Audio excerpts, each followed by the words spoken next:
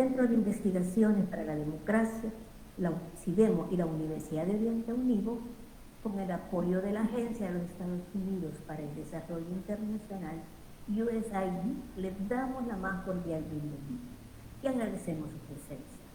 Soy Luz Cienfuegos y voy a tener el gusto de facilitar este evento. Una de las líneas de investigación del CIDEMO es la representación política de la mujer. Desde el año pasado, con la visión estratégica de nuestro director, se está impulsando la campaña denominada Mujeres Comprometidas por la Democracia. Para este 2021 tenemos el hashtag Igualdad.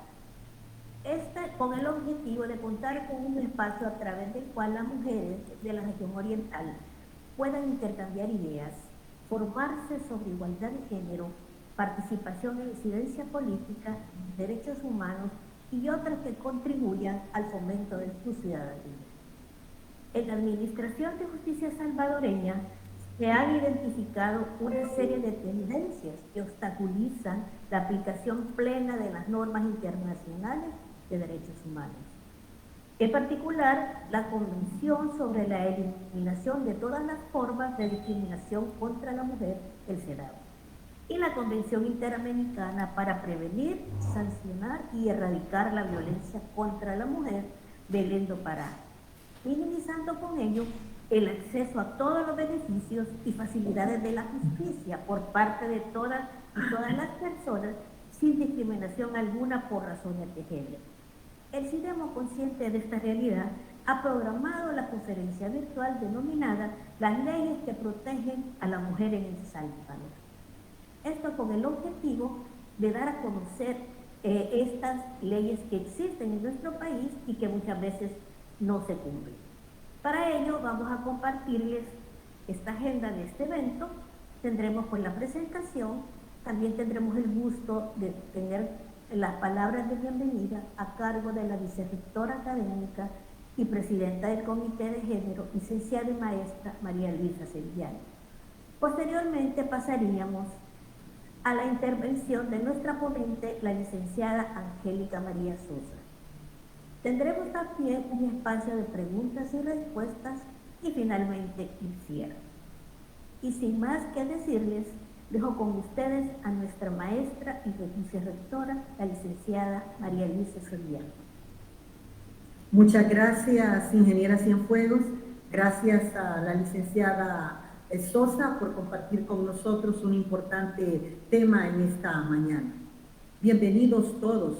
Una vez más hemos escuchado el proyecto Sociedad Civil y Democracia en la región oriental a través del CIDEMO con el apoyo de la Universidad de Oriente y la cooperación de USAID. Continúa con el espacio virtual Mujeres Comprometidas para la Democracia. Como presidenta del Comité de Género de la Universidad de Oriente, me complace aprovechar esta plataforma para motivar, sensibilizar y concientizar a hombres y mujeres sobre la enorme importancia de trabajar por una cultura de equidad, inclusión e igualdad. Se nos ha dicho que vamos a escuchar el tema Las leyes que protegen la mujer en El Salvador, dictado en esta jornada por la licenciada Angélica María Sosa, quien es docente e investigadora de la Universidad de Oriente, del CIDEMO, y también es miembro del Comité de Género, teniendo en él un papel relevante. El Salvador ha experimentado algunos avances en la lucha de la violencia contra las mujeres, pero el acceso a la justicia presenta significativo retroceso. Muchas denuncias de mujeres no son investigadas, menos sentenciadas, y una mayoría considerable no llega siquiera a denunciar. La ingeniera Cienfuegos lo acotaba al inicio de esta videoconferencia, que la situación no es por falta de leyes, sino por la falta de una aplicación correcta de esas leyes. Se cuentan con diversos instrumentos que reafirman los derechos fundamentales de la persona humana, la no discriminación, la obligación de los estados de garantizar a hombres y mujeres la igualdad en el goce de todos los derechos económicos, sociales, culturales, cívicos y políticos. Todo está expresado en convenciones, pactos internacionales, declaraciones y recomendaciones aprobados por las Naciones Unidas y los organismos especializados para favorecer la igualdad de derechos entre el hombre y la mujer. La legislación vigente en El Salvador brinda un marco jurídico en el que se contemplan las instituciones que velan por el bienestar de la mujer y la familia. Se cuentan con políticas y leyes que muy pronto, mediante la licenciada Sosa, conoceremos en esta conferencia. Y en este sentido, es necesario hacer una reflexión respecto a la jurisprudencia salvadoreña. Si los instrumentos existentes son aplicados correctamente, lo que amerita, por supuesto, un análisis especial, pero no desistir en la lucha por eliminar los mitos y estereotipos respecto a la relación hegemónica de poder entre hombres y mujeres que tanto daño han causado a la sociedad y al mundo, impidiéndoles el desarrollo pleno como seres humanos.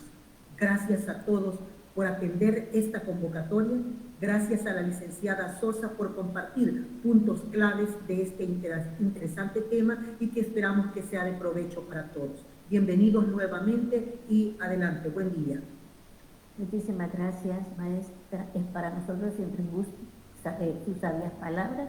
Continuaríamos entonces con la presentación de la ponencia, pero antes quiero compartirles la hoja de vida de la licenciada Angélica María Sosa. Ella es licenciada en Ciencias Jurídicas, con mucho orgullo de la Universidad de Oriente, abogada de la República, y también tiene un curso de formación en pedagogía, también de la Universidad de Oriente, es profesora con un escalafón magisterial otorgado por el Ministerio de Educación. Ha tenido reconocimientos por su alto rendimiento académico en la licenciatura de Ciencias Jurídicas. También ha sido parte del programa de liderazgo de visitantes internacionales, ¿verdad? International Bilateral Leadership Program por el Departamento de Estado de los Estados Unidos. Dentro de su experiencia laboral, ha sido colaboradora judicial interina en el Tribunal Primero de Sentencia de San Miguel, ha sido docente a tiempo completo de la Facultad de Ciencias Jurídicas, así como tutora del área pública del Centro de Prácticas Jurídicas de la Universidad. También ha sido coordinadora de la licenciatura en Ciencias Jurídicas de la Universidad de Oriente y actualmente se desempeña en el Centro de Investigaciones para la Democracia como investigadora. Con ustedes dejo a la licenciada Sosa.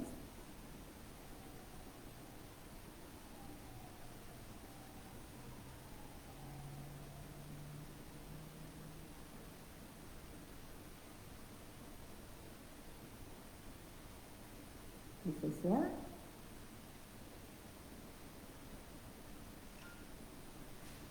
El micrófono, licenciada.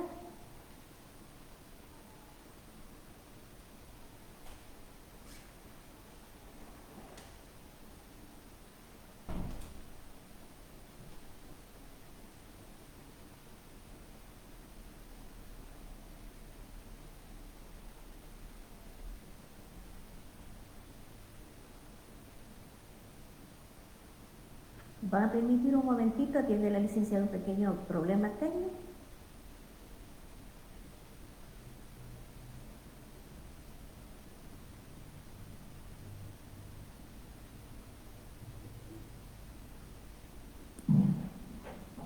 Hola, hola, buenos días, ¿me escuchan? Hoy sí, licenciada. Ok, perfecto.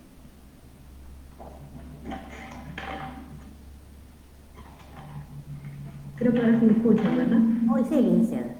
Ok, muchas gracias. Bien, primero que nada, pues tengan todos y cada uno de ustedes muy buenos días, sean bienvenidos pues a esta temática tan importante que vamos a comentar el día de hoy. Agradecer a la Universidad de Oriente y también al Centro de Investigación para la Democracia por brindarme este espacio para poder compartir con ustedes una temática tan pero tan relevante para nuestra sociedad. Primero que nada, pues, hacer alusión, ¿verdad?, a la importancia de la temática, porque normalmente creemos que este tipo de situaciones son cosas que deben escapar de nuestra esfera de conocimiento, sin darnos cuenta que inclusive nos atañe como miembros de la sociedad, porque somos parte de esto y para que de alguna manera esto logre el cambio significativo dentro de la problemática social, pues es necesario que nosotros tomemos un rol más activo dentro de ello. Primero que nada, pues me gustaría que me ayudaran a confirmar si pueden ver la presentación que a continuación compartiré. Solamente me permiten.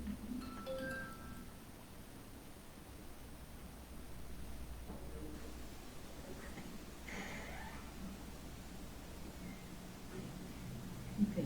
No sé si se puede ver la presentación.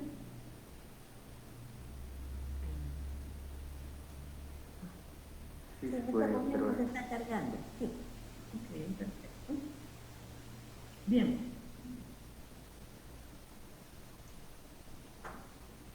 Creería yo que ya lo podemos ver, ¿verdad? Sí, licenciada, está bien. Se puede ver. Tenemos problemas con el audio, licenciada. Con el audio.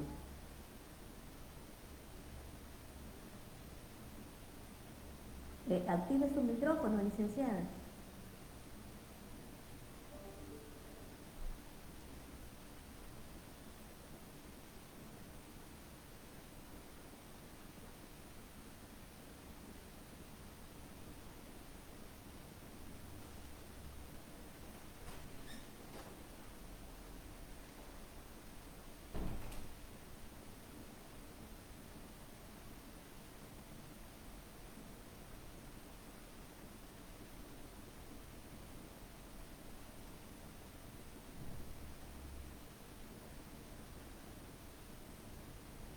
Permítanos un momentito que hemos tenido problemas técnicos. Ahorita vamos a resolver.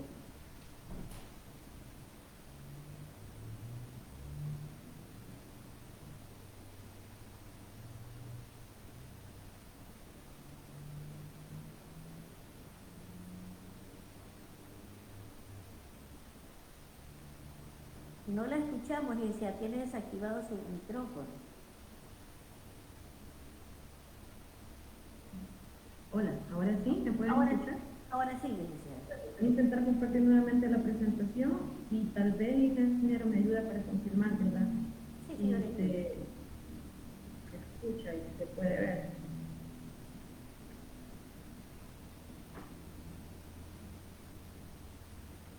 ¿Ahora sí? Ahora sí, ya se ve la presentación. Y se escucha y se ve. Perfecto, muchísimas gracias, ingeniero. Bien, como les comentaba, hoy vamos a hablar de un tema que es muy importante conocer en general, es sobre las leyes que protegen a la mujer dentro de El Salvador. Y a mí me gusta mucho hablar un poco referente a la reflexión inicial de este punto, ¿verdad? Porque es importante que nosotros como ciudadanos de este país conozcamos sobre la temática, les decía en un inicio, porque somos parte de la sociedad, somos parte de este punto donde estamos muy conscientes de los problemas que se pueden generar en torno a la situación de la mujer, no solamente en nuestro país, sino en general.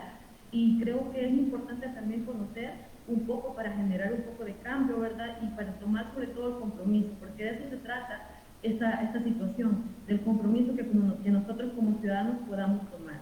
Entonces, voy a tratar de ser bastante puntual en cuanto a lo que quiero dejar a entender con esta temática y que logremos comprender también un poco por qué existe un marco normativo especializado para la protección de lo que son los derechos de la mujer, ¿verdad? Y el reconocimiento de las obligaciones que tiene el Estado para con ella.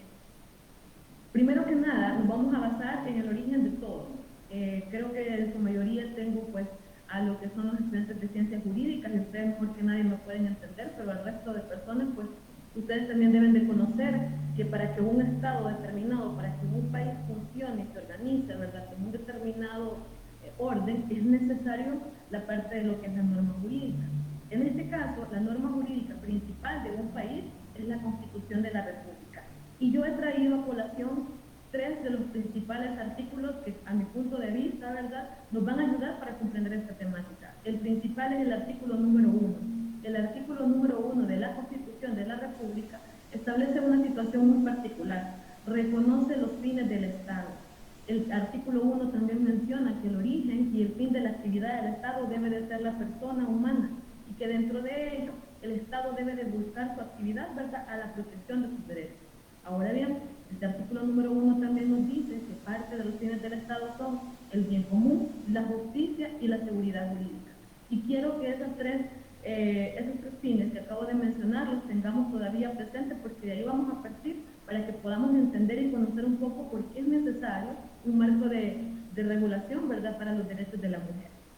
Luego, el artículo número 2, parafraseándolo, ¿verdad?, también reconoce lo que son los derechos de las personas en general. Se habla del derecho a la igualdad, se habla del derecho a la vida principalmente, ¿verdad?, se habla del derecho a la dignidad humana, a la integridad, entre otros. Y eso lo reconoce como situaciones fundamentales, no solo para mujeres, no solo para hombres, es en general. Pero me gusta traerlo a colación porque de ahí se desprende el artículo número 3 también que ustedes ven en pantalla. El artículo número 3, yo creo que ustedes ya lo conocen, ¿verdad? Y si no lo mencionamos, no hay ningún problema. El artículo 3 menciona que todas las personas somos iguales ante la ley. Y ese es el fundamento constitucional de lo que es el principio y el derecho de la igualdad, que posteriormente forma uno de las bases o de los cimientos para la creación de leyes que ya vamos a comentar en este momento. Entonces, haciendo una recapitulación, tenemos el artículo 1 que reconoce que la actividad del Estado debe de ser siempre la persona humana. Aquí estamos hablando en general, ¿verdad? La persona humana, que dentro de los fines del Estado debe de estar la justicia, debe de estar la parte de lo que es la seguridad jurídica y lograr el bien común. En la parte de la justicia yo creo que nos damos a entender, ¿verdad?, justo lo que mencionaba la licenciada Sevillano en su intervención, el punto de la obligación que tiene el Estado de brindar las herramientas y la protección necesaria a los derechos de las personas en general. En el bien común, al final lo que un Estado quiere es que su población, sus habitantes se encuentren bien, de alguna manera se logre estabilidad y exista el respeto sobre todo de sus derechos. Pero no he mencionado la parte de la seguridad jurídica, porque de hecho, para que nosotros podamos comprender el por qué existen normas especializadas de protección a la mujer, es necesario que nosotros comprendamos el término de lo que implica la seguridad jurídica. Y de hecho, yo he traído aquí una reflexión que emitió la Sala de lo Constitucional en una sentencia emitida, por cierto, en el año 1998, ¿verdad? Pero me gustó muchísimo la parte que reconoce lo siguiente, porque me dice que la seguridad jurídica es un derecho fundamental. Desde el punto de vista que me está diciendo que es un derecho fundamental, es donde yo parto de base para comprender que es algo que está con la persona desde el momento de su concepción, según nuestra Constitución, ¿verdad? Y como parte de derechos fundamentales significa que es obligación del Estado garantizarme que yo tenga el derecho a la seguridad jurídica. Entonces, se dice que la seguridad jurídica, tal como les mencionaba, ese es un derecho fundamental que la persona ejerce en frente del Estado, en el punto de que nosotros como ciudadanos, ¿verdad?, como habitantes del país de El Salvador, estamos también a la expectativa de lo que el Estado puede hacer por nosotros, sobre todo porque tiene la obligación de hacerlo. Principalmente, una de las obligaciones es el respeto de nuestros derechos. Pero cuando se habla de la seguridad jurídica, tal como ustedes lo pueden ver en esta definición que establece la Sala de lo Constitucional, no solamente se trata de que el Estado respete mis derechos, no solamente se trata de que el Estado realice una lista de lo que son mis derechos, se trata de que el Estado perfectamente identifique mis derechos, pero al mismo tiempo me brinde las herramientas, los mecanismos necesarios para que yo como persona también pueda tener ese punto de partida, ¿verdad?, para ejercer una defensa más activa de lo que son mis derechos. El primer paso es conocer mis derechos. Y una vez que yo conozco e identifico mis derechos, yo me puedo sumar a la lucha. Ahora bien, ¿cómo me sumo a la lucha? El Estado tiene la obligación de brindarme las herramientas necesarias para poderlo hacer. Entonces, eso es lo principal. Ahora, ¿cuáles van a ser esas herramientas necesarias que el Estado va a brindar? Bueno, principalmente la norma jurídica. La norma jurídica va a ser la principal fuente donde el Estado me debe de garantizar que yo voy a estar protegida en mis derechos y usted también lo va a estar. Y fíjense bien que ahorita solamente lo estamos mencionando desde el punto de vista como persona humana. Esta es una situación, este es un derecho que lo tenemos absolutamente todos los que nos encontramos dentro del Estado salvadoreño. Entonces, el Estado debe de brindar entonces las herramientas, ¿verdad?, las condiciones para que se cumplan mis derechos. Espero se logre entender esa situación, porque de este fin que tiene el Estado parte la protección de los derechos especializados en materia de la mujer. Este como primer punto. El segundo punto que también mencioné dentro de los artículos que decía anteriormente es el que regula el artículo 3 de la Constitución. Veamos a qué se refiere. Es el principio o el derecho fundamental, ¿verdad?, de lo que es la igualdad. Y a mí me gustaría que reflexionáramos un poco sobre qué nosotros podemos comprender por la figura de lo que es la igualdad. La Constitución es muy clara en mencionar, ¿verdad?, que la igualdad hace referencia a lo que es que todos somos iguales ante la ley, que no debe de existir ningún tipo de distinción, que no debe de existir distinciones, dice la Constitución en el artículo 3, ni por raza, ni sexo, ni religión, ni ciencia, ni condición social. Perfecto. Y a mí me gusta traer a colación esta parte de lo que es la igualdad, porque normalmente aquí es donde existe el conflicto. Mucho se ha hablado en alguna ocasión de este debate que se puede generar de por qué existe una normativa especializada para la protección de los derechos de la mujer, si el artículo 3 de nuestra Constitución dice que todos somos iguales ante la ley. Entonces, la respuesta es la siguiente. Existen diferentes manifestaciones de lo que son la igualdad, y dentro de ellos tenemos la igualdad formal. Ese artículo número 3 que yo acabo de mencionar en la Constitución hace alusión a lo que es la igualdad formal. El punto de que todos somos iguales ante la ley. Y por eso yo lo mencionaba en el aspecto relativo a la seguridad jurídica. Todos tenemos derecho a la seguridad jurídica. Que si lograron comprender mis palabras, la seguridad jurídica no es más que la protección que el Estado me debe de brindar a mí como parte de este país. Que me brinde las herramientas necesarias para poder yo ser defensa activa de lo que son mis derechos, y que obviamente el resto de instituciones de Estado también se unan al mismo respeto. Pero bueno, volviendo al punto de la igualdad formal. La igualdad formal es lo que regula este artículo número 3 que yo mencioné. Todos somos iguales ante la ley, todos tenemos los mismos derechos, tanto, lo podemos decir así, niñas, niños, adolescentes, mujeres, hombres, absolutamente todos tenemos el derecho a la seguridad jurídica y a la protección que el Estado me debe de brindar. Esto es parte de la igualdad formal. Ahora analicemos otro punto de vista. Es la igualdad sustantiva. La igualdad sustantiva tiene que ver ya con condiciones específicas. Tiene que ver con necesidades determinadas, ¿verdad? O determinadas. Entonces, lo que ocurre en este sentido, ¿verdad?, es lo siguiente. El primer punto de la igualdad me dice que usted tiene derecho a la protección del Estado. Usted tiene derecho a la seguridad jurídica. Pero la igualdad sustantiva va más allá de solamente el reconocimiento de que somos iguales ante la ley. La igualdad sustantiva, vuelvo a repetir, va a identificar condiciones en específicas. Entonces, si yo les preguntase a ustedes, ¿verdad?, tal vez sé que tal vez no podemos en este momento, pero si nosotros nos ponemos a analizar cuál es la condición de la mujer, así en términos genéricos, cómo ha sido la posición de la mujer a lo largo de la historia de la humanidad, solamente para que vayamos entrando ya en materia. O sea, y quizás usted me pueda decir, ¿verdad?, mire, han existido luchas constantes por el impacto de lo que tenemos que ver con el ejercicio de algunos derechos. Es muy probable que también usted reconozca la lucha, ¿verdad? En su momento existió para que una persona, una mujer, mejor dicho, pudiera ejercer el derecho de lo que es el sufragio. Se me ocurre también, ¿verdad?, la participación dentro de actividades donde ya tuvieran decisiones trascendentales en la vida, inclusive no solamente de carácter personal, sino en su familia. O sea, mucho hemos visto a lo largo de la historia situaciones en las cuales la autonomía y la libertad de la mujer se ve vulnerada. Y eso actualmente lo tenemos, todavía está presente. Por más que incluso nosotros tratemos, ¿verdad?, de que eso sea un escenario que se vaya extinguiendo, pero en realidad estamos ante una lucha constante de lo que es ahora sí que la igualdad sustantiva de la mujer dentro de lo que es un marco normativo. A partir de eso, de ese reconocimiento de las condiciones, ¿verdad?, a partir de identificar que a pesar que somos iguales ante la ley, pero hay situaciones en las cuales, vuelvo a repetir, son aspectos que solamente uno en calidad de mujer los puede llegar a vivir, ¿verdad? Es como que hagamos la analogía siguiente, como que comparemos las necesidades de un niño. E inclusive, al comparar las necesidades de un niño, nosotros podemos pensar las necesidades de un niño recién nacido, de un niño de corta edad, qué sé yo, de 1 o 3 años, y no van a ser las mismas necesidades de un niño de 3 y años siguientes, ¿verdad?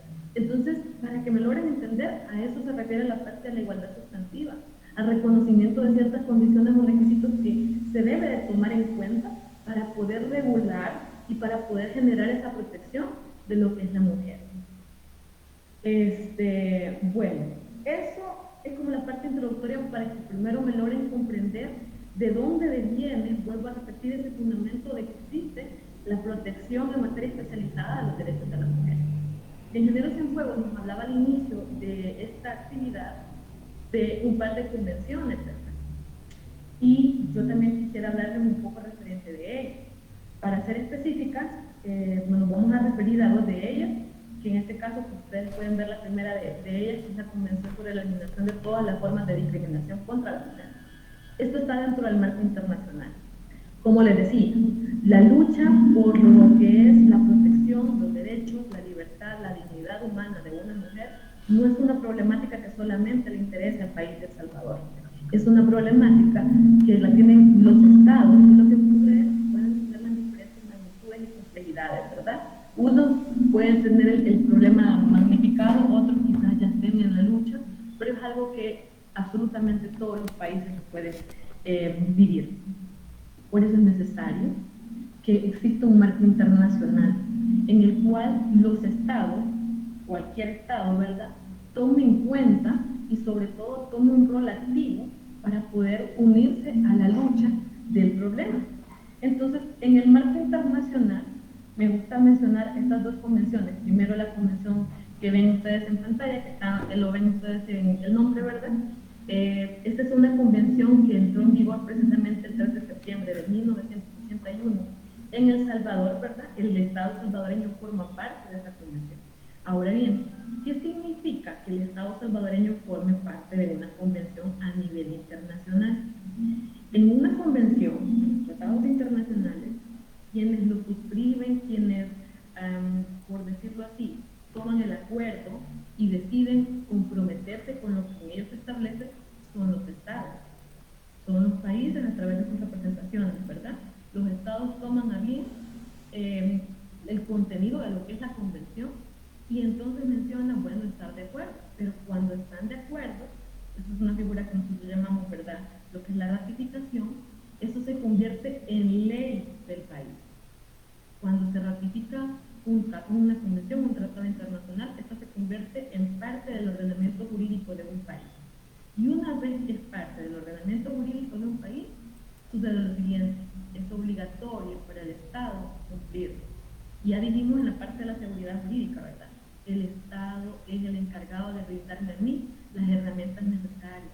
Y estas herramientas parten de esta base. El primer punto también, para que me vayan captando esto: ¿por qué en El Salvador existe norma especializada en cuestiones de la mujer? Porque El Salvador principalmente es parte de esa convención. Y en esta convención, yo creo que es muy fácil, su nombre me lo dice. Su nombre me dice que la convención ha sido creada precisamente para adoptar las medidas necesarias y unirnos a la lucha para eliminar cualquier tipo de discriminación contra la mujer. Fíjese, ¿qué tipo de discriminación puede existir? Me puede decir usted. Bueno, es que sí la hay.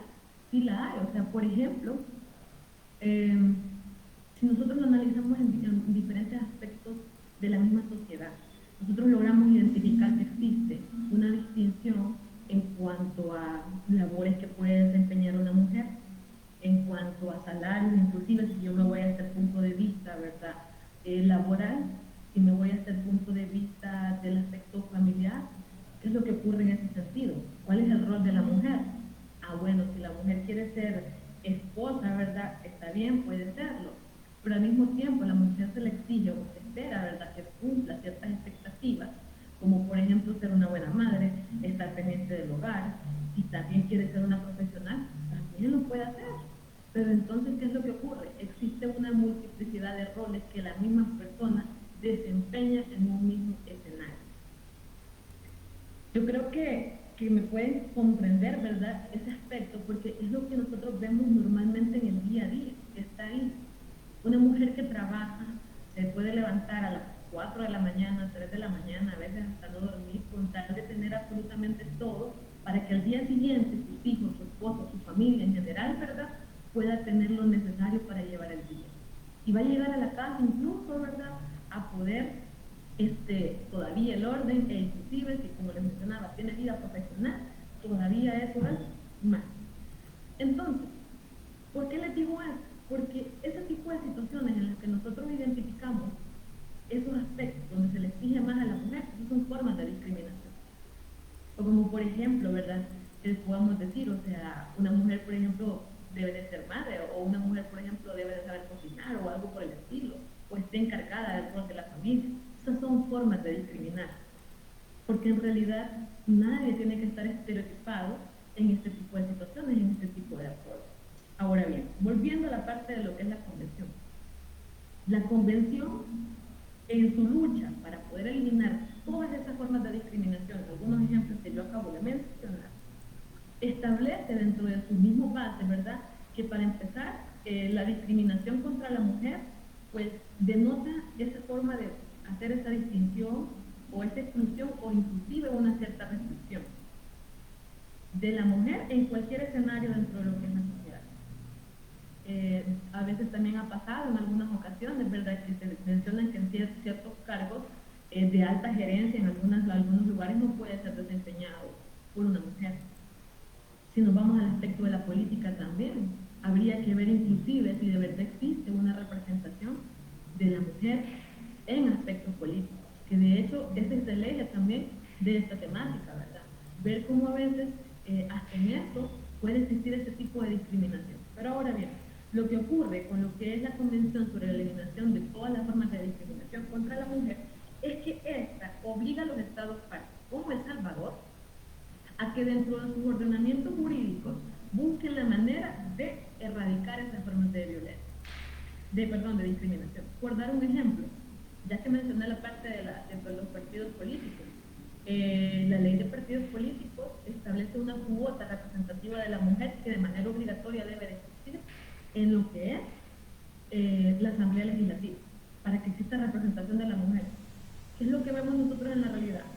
Que la representación en todo caso la vemos desde el punto de vista de un número más, de una cifra en específico. Pero la representación no debe de estar basada en cuestiones de porcentaje o de cuota, sino en el aspecto que tenga un rol activo.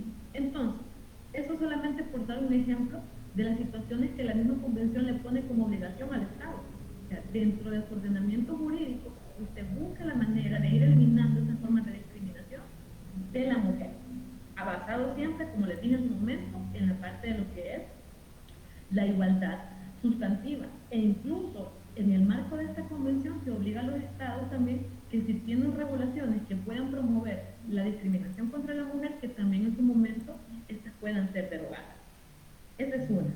Pero también esta otra, yo creo que esta también es de las más reconocidas, que es la Convención Interamericana para prevenir y sancionar y erradicar la violencia contra las mujeres, que es conocida pues por el lugar donde fue firmada como Belén do Pará. Ok. De esta convención el Estado salvadoreño también forma parte. Y además que ya hemos dicho, ¿verdad?, que existe una discriminación, al mismo tiempo reconocemos que dentro de esa discriminación se forma la parte de lo que es la violencia.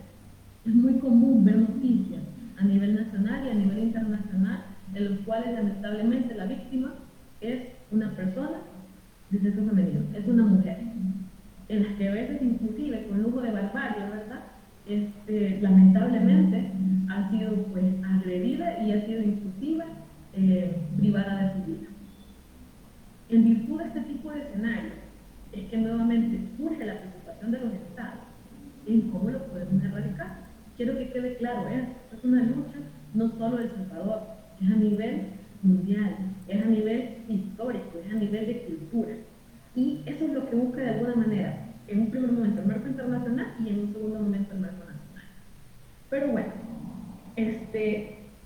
la Convención Interamericana para prevenir y sancionar y erradicar la violencia contra las mujeres obliga a los estados nuevamente a adoptar dentro de su propio ordenamiento jurídico leyes que se unan a la lucha. Asimismo, estas dos convenciones también obligan a los estados a crear políticas de protección, a crear políticas de promoción inclusive, ¿verdad?, de los roles que la mujer pueda desempeñar. Eso solamente yo lo quería mencionar para que tengamos conocimiento de dónde surge la obligación de El Salvador. Principalmente es porque, vuelvo a repetir, cuando un Estado asume la obligación de lo que dice una convención, un tratado internacional, usted lo busca ya por el artículo 144 de nuestra Constitución, una vez ratificado por el Estado salvadoreño, significa que se convierte en ley. Y eso debe de ser parte del ordenamiento jurídico y se debe de ejecutar. Ahora bien, la convención también regula los derechos de la mujer, esta convención en específico, y dentro de ellos dice que las mujeres tenemos derecho a lo que es la dignidad humana, al respeto de la vida, y que los estados también tomen acciones, tomen iniciativas para poder proteger. Ya dije los estados otra vez. Entonces eso significa, es el deber del Estado brindar las herramientas. Igual voy a hacer yo la recapitulación, ¿verdad? Seguridad jurídica, igualdad sustantiva, en el punto de que el Estado me debe de proteger de ciertas condiciones en específico. Y en este caso, con las dos convenciones que yo he mencionado, hace referencia a la parte de eliminar la discriminación y asimismo erradicar la parte de lo que es la violencia. Y fíjese bien, porque también esta convención tiene algo muy, pero muy importante, porque le dice, para atacar el problema, ya sea de discriminación o incluso de violencia contra la mujer, no basta únicamente con sancionar, hay que buscar los mecanismos de prevención. Ahí es donde esto nos interesa a nosotros, como mecanismos de prevención, porque al final la prevención también puede llevar a la erradicación, que la erradicación no es otra cosa más que el problema verde de alguna manera deje de existir. Ahora, estos dos marcos normativos a nivel internacional son los principales que han llevado al Estado salvadoreño a obligarse a que dentro de su ordenamiento jurídico se tomen en cuenta los aspectos, los compromisos que se establecieron, ¿verdad?, dentro de lo que es esas convenciones. De hecho, voy a mencionarme en cuanto al marco nacional y quiero hacer énfasis en lo siguiente. Las dos leyes que yo voy a mencionar no son las únicas. Quiero que quede claro también un punto muy importante, y es el hecho de que la igualdad formal siempre ha estado. Lo que estamos luchando en este momento es que simplemente lo que es la igualdad sustantiva, la parte de reconocimiento de esas condiciones, ¿verdad?, que generan la protección especializada a favor de la mujer. Ahora bien, la primera de ellas que voy a mencionar es la Ley de Igualdad, Equidad y Erradicación de la Discriminación contra las Mujeres, conocida por sus siglas como la LIE. Esta establece, nuevamente, que los estados tienen la obligación de generar políticas públicas, que puedan promover, vuelvo a repetir, el empoderamiento, la representación de la mujer, la protección de la mujer en cualquier escenario, ya sea sector público como en el sector privado. Ahora, incluso esta ley también promueve que es una obligación, esa creación de políticas que lleven a cabo, ¿verdad?, la protección de la mujer, le corresponde en todo caso realizarlo al Instituto Salvadoreño de Desarrollo de la Mujer, conocido por sus siglas como ISDEMU, ¿verdad? Entonces, le brinda a ellos esa responsabilidad, la creación de las políticas públicas, e inclusive aquí podemos hablar de la parte de lo que es la política de género. Eso como primer punto de lo que es la LIE. La LIE ha sido muy importante también en esta lucha, e incluso es complementaria con la ley que yo voy a mencionar a continuación y con la que voy a tal vez a tardarme un poquito más en la explicación, ¿verdad?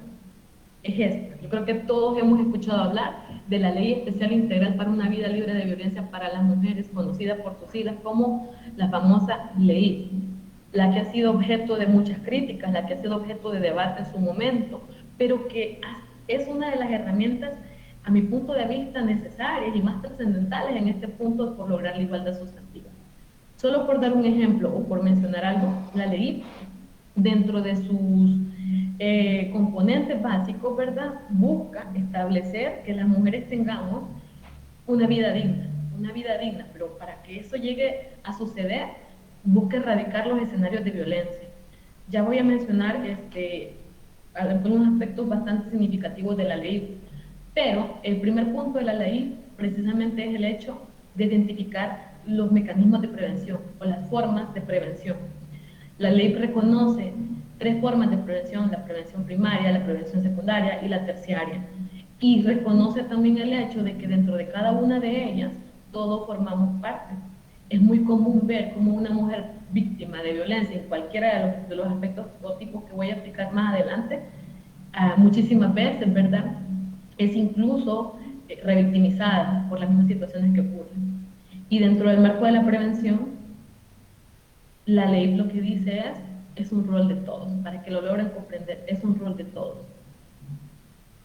Yo siempre he pensado que esta temática, ¿verdad?, no solamente de violencia o de discriminación, sino de respeto entre personas en sí, es una temática que tiene que ver muchísimo con aspectos culturales, con aspectos de educación.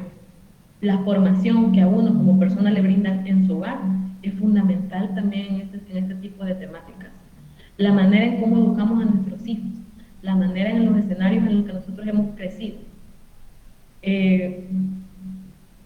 Yo sé que me toca directamente hablar de la ley, ¿verdad? Pero a veces me gustaría también comentarles, porque en algún momento determinado he tenido la oportunidad de poder observar a una mujer víctima de violencia, a una mujer víctima de discriminación, a una mujer que ha sufrido, ¿verdad?, que le ha tocado un poco complicado, y yo no digo con esto que a los hombres o a otras personas no les pase, claro que sí, pero ahí es donde vamos con la parte de la ley o de la igualdad sustantiva, las condiciones específicas, ¿verdad?, que determinan este aspecto en los cuales es necesario generar esa protección.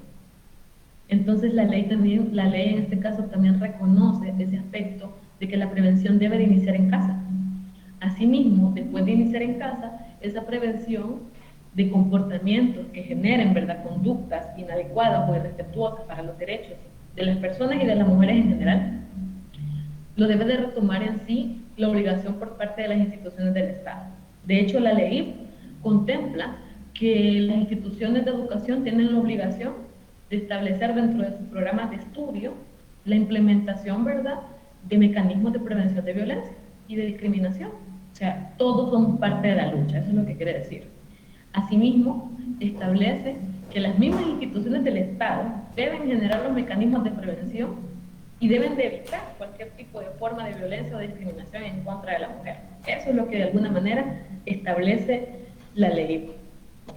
Otra de las cosas fundamentales que ha logrado esta ley es precisamente la creación de la jurisdicción especializada.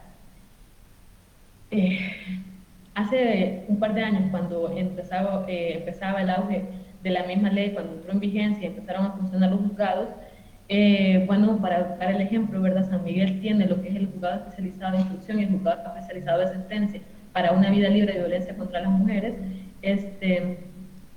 Han conocido bastantes casos emblemáticos que yo creo que incluso ustedes pueden conocer, porque, como les mencionaba, son situaciones que normalmente vemos a diario.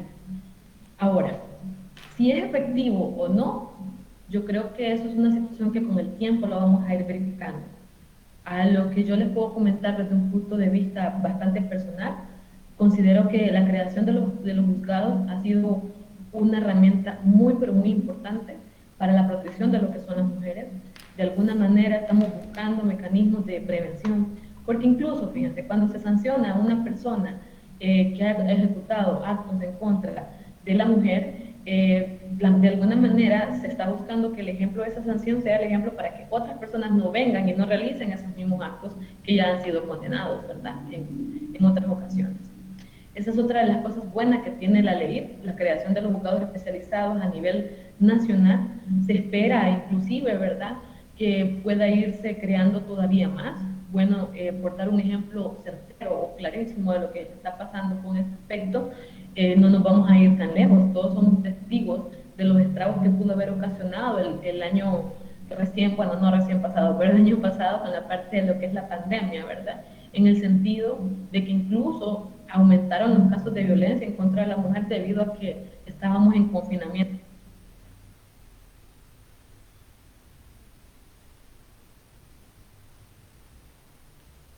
Licenciada, disculpe, perdimos el sonido. ¿Usted puede revisar su micrófono?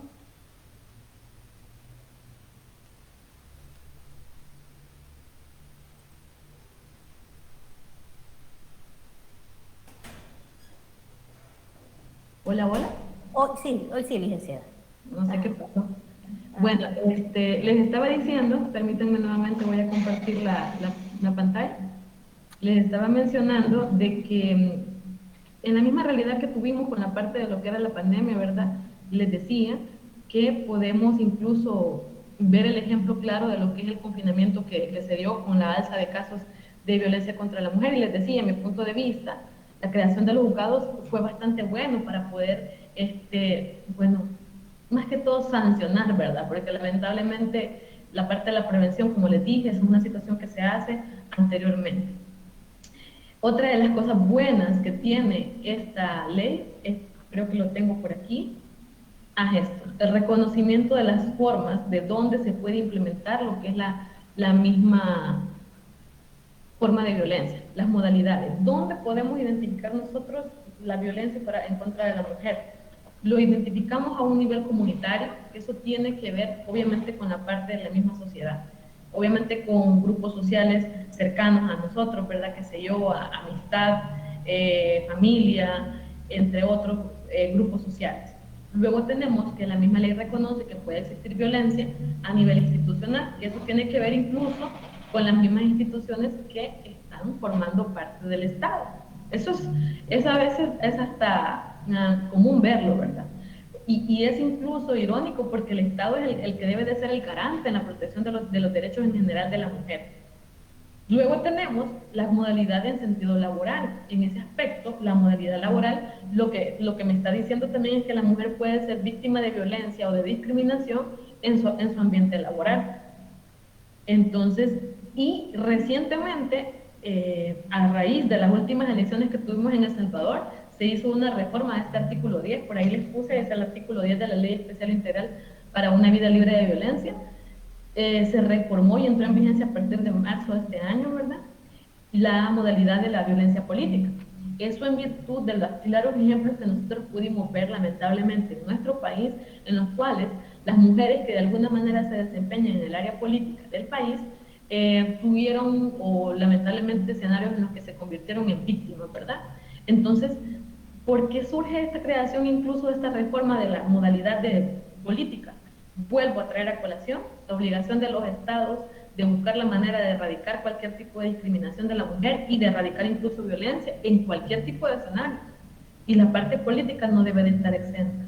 Es más, aquí en este punto de la modalidad es muy probable que en su momento determinado la ley es flexible, puede admitir cambios, podamos incluso adoptar más modalidades, ¿verdad? En otros sectores que quizás todavía a la luz de los legisladores todavía no se han tomado en cuenta. Ahora bien, otra de las cosas que también, y esto para mí es muy importante, porque yo considero que una de las situaciones que debe de interesarnos en estas temáticas es el hecho de que identifiquemos los tipos de discriminación o los tipos de violencia, y esto que queda solamente, ¿verdad?, como un aspecto a reflexionar. Siento yo que si vamos a hablar de una temática que le debe de importar a la sociedad en general, debemos hacerlo partícipe por medio de la identificación de este tipo de violencias que voy a mencionar a continuación.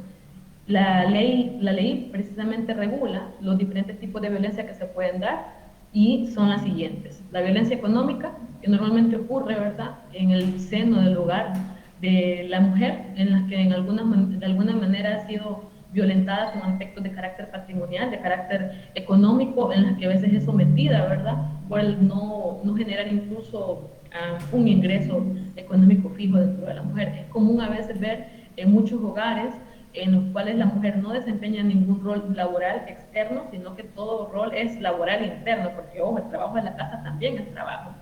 Pero lo que ocurre es que muchas veces es violentada en el aspecto de las situaciones económicas.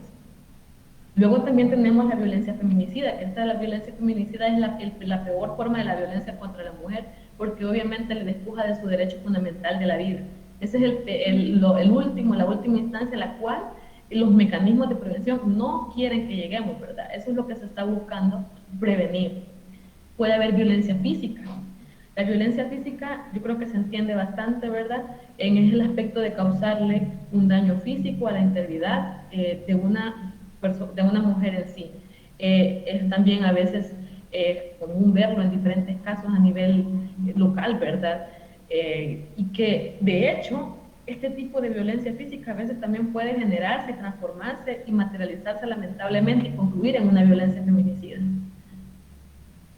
También puede existir violencia psicológica y violencia emocional. Esto también, y a mí me gusta hacer mucho hincapié en esta parte de la violencia psicológica y emocional. ¿Por qué?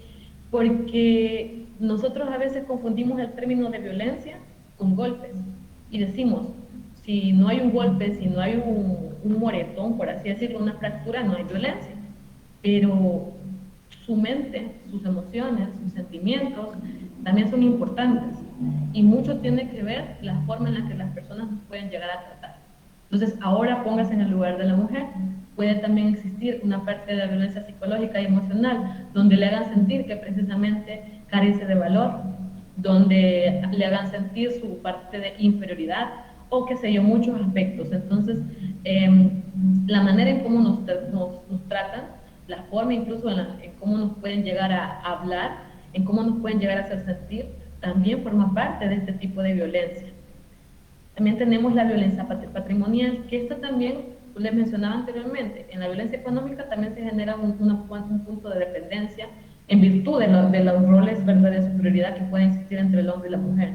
Con la violencia patrimonial ocurre bastante, similar, ¿verdad?, en el aspecto de que incluso se puede amedrentar a la mujer en el punto de vista de que carezca de bienes, ¿verdad?, en ese sentido, o sea, porque la parte patrimonial debemos de recordar que tiene que ver con el derecho a la propiedad que nosotros podemos tener, ya sea de bienes muebles o bienes inmuebles. Entonces, con la violencia patrimonial también muchísimas veces existe esa figura, ¿verdad?, en las cuales el agresor de alguna manera genera violencia patrimonial. Yo he visto por ahí, ¿verdad?, hemos visto algunos casos en los cuales pues, se manipula hasta cierto punto, hasta despojar a la mujer de sus pocos bienes que puede llegar a tener, producto, qué sé yo, de algún título transitivo de dominio, ¿verdad? Pero a veces es despojada de los pocos o muchos bienes que pueda llegar a tener por su mismo agresor. Entonces eso es parte de la violencia patrimonial. La violencia sexual, que lamentablemente esta violencia sexual a veces la vemos en determinados escenarios, ¿verdad? Desde mujeres, desde adolescentes, desde lamentablemente niñas, y también está tipificado por la ley como uno de los mecanismos, una de las formas de ejercer violencia sexual. Cabe destacar lo siguiente, a pesar de que está la parte de lo que es la ley, ¿verdad?, también regula la parte de lo que son las sanciones, en el sentido de lo que era la igualdad formal, también existían mecanismos anteriormente, en el caso de lo que es el Código Penal, que regulaban también el aspecto relativo a la violencia sexual, bueno, las regulan actualmente, pero la ley en este caso lo reconoce, a pesar de que el mecanismo de sanción está establecido en el Código Penal y posteriormente el proceso a tomar en cuenta en el Código Procesal Penal. Y la última, y que a veces también nosotros decimos, ¿verdad?, miren, no es tan importante, es la violencia simbólica. La violencia simbólica es la manera en la cual a veces es utilizada la imagen de una mujer para poder hacer alusión, ¿verdad?, a actos en los cuales, bueno, no sé de qué manera mencionar, no sé si se logra distinguir la imagen, ¿verdad?, porque es muy común ver este tipo de situaciones. La publicidad de productos, a veces que tienen que ver con, qué sé yo, con contenido alcohólico, con contenido de tabaco, qué sé yo, y es muy común hacerlo a través de la herramienta del cuerpo de una mujer, de la imagen de una mujer. Entonces, eso también es parte de la violencia simbólica. Estos son los escenarios y que plantea lo que es la ley. Otra de las cosas que plantea, como les decía, es el reconocimiento de lo que son los delitos. En el caso de estas partes, la ley lo que nos dice en todo caso es que es obligación del Estado, a través de la Fiscalía General de la República, promover los delitos que en ella se regulan, como por ejemplo el feminicidio, ¿verdad?, por decir el ejemplo más común que podemos encontrar dentro de ellos. Otra podría ser las expresiones de violencia en contra de la mujer, la sustracción patrimonial, entre otros. Pero aquí el Estado a través de Fiscalía es el encargado, ¿verdad?, de poder generar el camino para la protección de los derechos, activar en este caso el órgano jurisdiccional, y ahí sí ya entran los juzgados, ¿verdad?, conocer sobre determinados temas de violencia, sobre determinados casos, para generar también lo que son las sentencias en sí.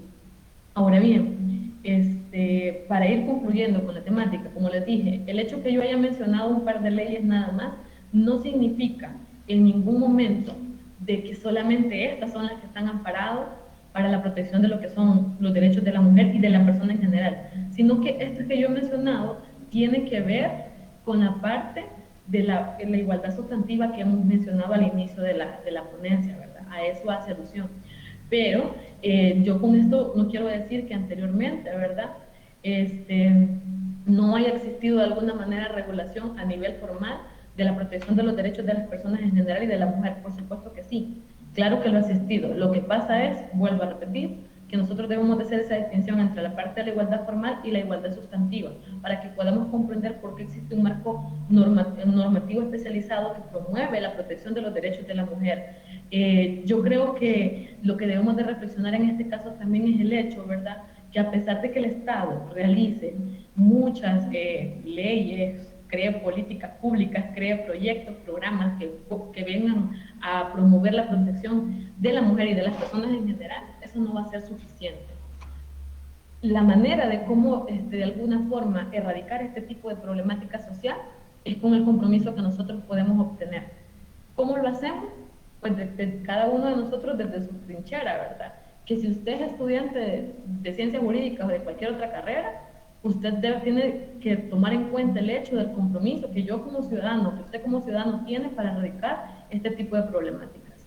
Si de verdad queremos, ¿verdad?, que no existan, o sentirme con esa distinción de que se le protege más a un sector que a otro, si no logramos incluso comprender esta parte que yo he estado tratando de explicar, que es la parte de la igualdad sustantiva, entonces formemos parte de la solución. Formemos parte de la solución y en nuestros ambientes, con nuestros amigos, con nuestra familia, empecemos a implementar un valor muy, pero muy importante para la convivencia del ser humano dentro de lo que es la sociedad, el respeto. El principal valor que nosotros debemos de adoptar es el respeto. De esa manera es como nosotros, ¿verdad?, pudiésemos llegar a colaborar con esta situación. Si somos ya, tenemos alguna familia constituida en la crianza de nuestros hijos, la crianza basada en valores, en la igualdad, ¿verdad?, en el respeto como tal, en la parte de la dignidad, enseñar también cómo activar los mecanismos de defensa que nos brinda el propio Estado en la medida que sea posible. En el caso de las compañeras o compañeros que están conmigo, ¿verdad?, de la Universidad de Oriente, pues también nuestra labor como docentes es generar ese tipo de cambio, ese tipo de análisis, de reflexión, para que nuestros estudiantes también sean agentes de cambio dentro de lo que es la sociedad. A lo que quiero llegar con todo esto y concluyendo es que todos formamos parte del problema, y si todos formamos parte del problema significa que todos podemos formar parte de la solución. Así que de esta manera yo doy por concluida mi participación y pues quedo pendiente de sus preguntas o comentarios, ¿verdad? Y espero que de alguna forma lo que he comentado de manera generalizada y breve haya sido significativo para la temática en sí. Muchas gracias. Muchísimas gracias, licenciada. Por aquí tenemos un espacio ya de preguntas y respuestas y tenemos algunos comentarios y luego tenemos algunas preguntas. Le voy a leer la siguiente. Si en sí la violencia contra la mujer debe ser concebida como un problema de derechos humanos, de orden privado, o solo una situación, como dicen muchos, que ellas se lo buscan. Al tolerar la violencia contra la mujer, los estados también se convierten en violadores de los derechos de las mujeres y por ende en un estado que viola sus derechos humanos. Ese es un comentario que nos hace. Nos gustaría conocer su reflexión sobre eso. Sí, gracias a Fanny Gaitán por su comentario. Cuando hablamos de los derechos humanos y cuando hablamos de la relación de los estados, sobre todo ese rol que deben de tener para la protección de los derechos, no estamos hablando de una situación de carácter privado, estamos hablando de una situación de carácter público. Por eso es que yo mencionaba desde el principio, esto es algo que tiene que ver entre todos los estados, entre todos los países, no solamente en El Salvador. Esa situación donde dicen, ellas se lo buscan, es muy pero muy preocupante y es parte de la problemática que nosotros buscamos erradicar y que debemos de asumir el compromiso para poderla erradicar. De hecho, cuando yo les mencionaba incluso las modalidades de violencia dentro de la ley, dentro de ella estaba la parte de lo que era la modalidad institucional, ahí también hacemos alusión, y se los mencionaba, a que el mismo Estado muchas veces puede ser el encargado, ¿verdad?, de generar o de cometer actos en contra de lo que es la mujer. Y aquí es la importancia de que nosotros reconozcamos, ¿verdad?, las relaciones que se deben de tener a nivel internacional, porque a veces cuando los mecanismos internos de un Estado fallan, para eso también están los mecanismos externos, los mecanismos internacionales, que también protegen y se unen a lo que es la lucha. Por eso yo les decía y hacía hincapié al principio, cuando los estados forman parte y aceptan la parte de lo que son las convenciones, quedan obligados, y una obligación significa que debe de cumplir. Y si no hay cumplimiento de obligación, yo creo que la lógica nos lo dice, ¿verdad? Pueden existir represión o sanciones para los mismos estados que cometen estos actos constitutivos de violencia. Entonces, principalmente en cuanto a su comentario, sí, se trata de un problema de derechos humanos, pero es de carácter público en el sentido de que el Estado debe de ser el principal obligado a respetar y posteriormente en promover, ¿verdad?, que el resto de sus habitantes y ciudadanos lo hagan. No sé, ingeniero, ¿alguna otra pregunta o comentario?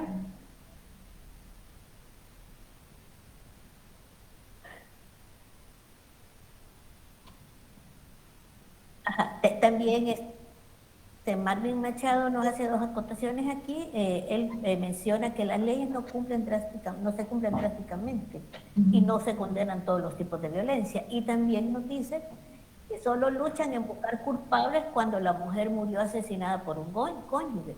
Si es alguien que tiene cuello, su familia, como dicen, y muchas mujeres sufren violencia y no pasa nada. Okay. O sea, eso tiene mucho que ver con el no cumplimiento de las leyes. Claro, muchas gracias. Marvin, muchas gracias por su comentario. Fíjate que voy a retomar las palabras que decía la licenciada Sevillano al inicio de su intervención. A veces que las leyes existan no significa que las leyes sean perfectas. Por eso es el llamado, ¿verdad?, a que nosotros debemos de tomar conciencia de la problemática. La administración de justicia tampoco es perfecta. Los mecanismos de protección también pueden fallar. Entonces, en ese punto, cuando usted me dice no se cumple drásticamente la ley, yo lo comprendo y estoy consciente de que es una realidad. Esas son las cosas que nosotros debemos de luchar porque se cambien. Con la otra situación que me dice, solo se buscar culpables cuando la mujer murió asesinada por un cónyuge. Vaya, en el caso de la ley que yo le estaba explicando, la ley, lo que sucede es que la ley, algo que quizás no lo mencioné, reconoce como sujeto activo de los delitos que ella regula al hombre. Pero eso no significa que en otras formas de violencia que se puedan implementar no se tomen en cuenta a otras personas. O sea, lo que sucede es que yo he mencionado normativa especializada, pero también tenemos otros cuerpos normativos que regulan conductas ilícitas, ¿verdad? Como por ejemplo, creo que también lo dije, el Código Penal. O sea, los aspectos o las cosas que yo le mencionaba son respecto a lo que es la ley especializada. Pero eso no significa que no existan otros ordenamientos jurídicos que también puedan regular ese tipo de conducta. Tiene muchísimo que ver, Marvin, con el aspecto de la conducta que se realice y cómo se va a adecuar.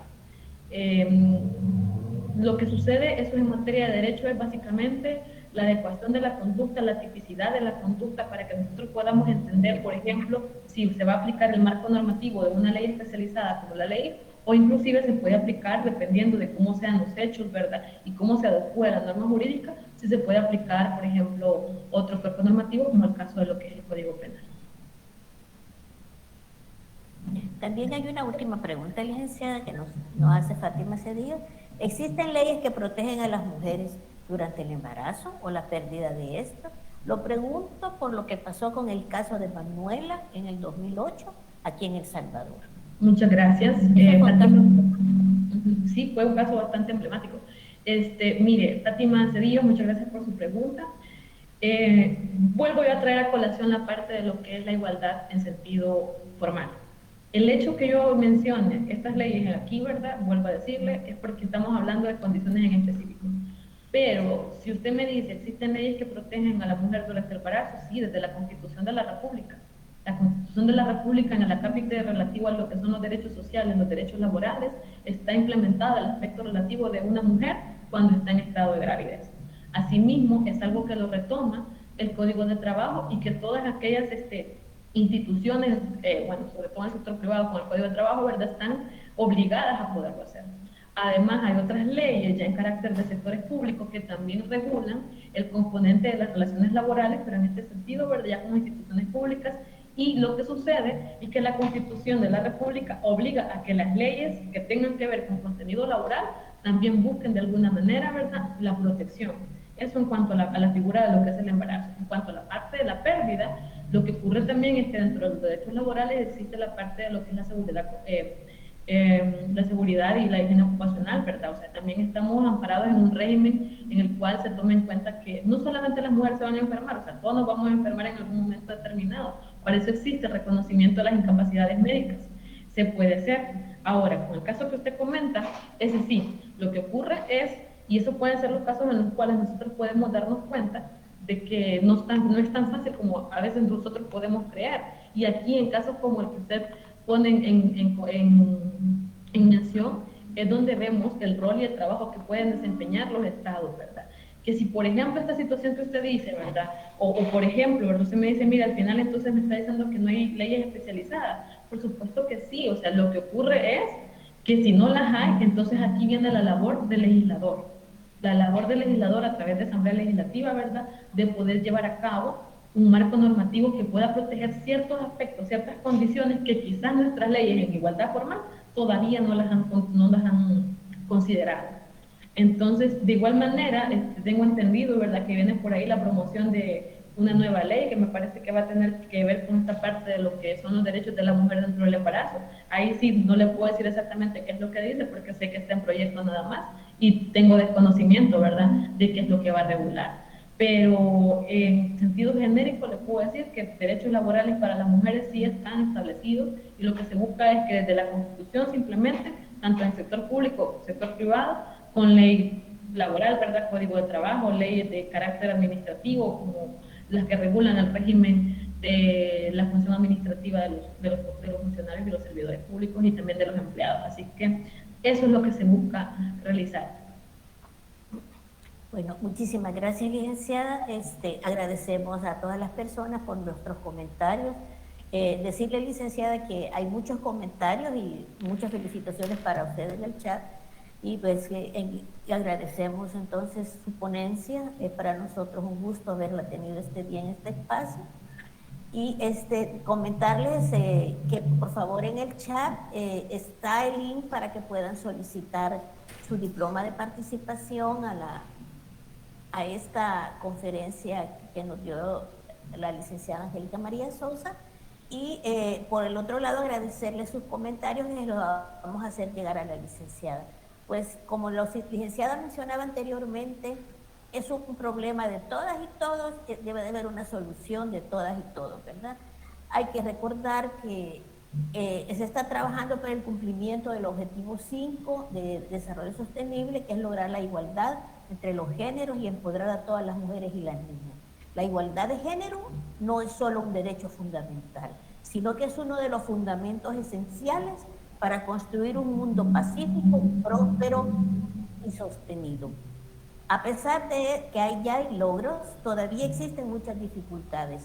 Las leyes y las normas sociales discriminatorias continúan siendo generalizadas. Las mujeres siguen estando infrarrepresentadas, sobre todo en los niveles de liderazgo político. Con estas palabras y en nombre del Centro para Investigaciones de la Democracia, la Universidad de Oriente, les damos las gracias por su presencia en este espacio. Y con esto concluimos este evento. Que tengan muy buenos días. Muchas gracias.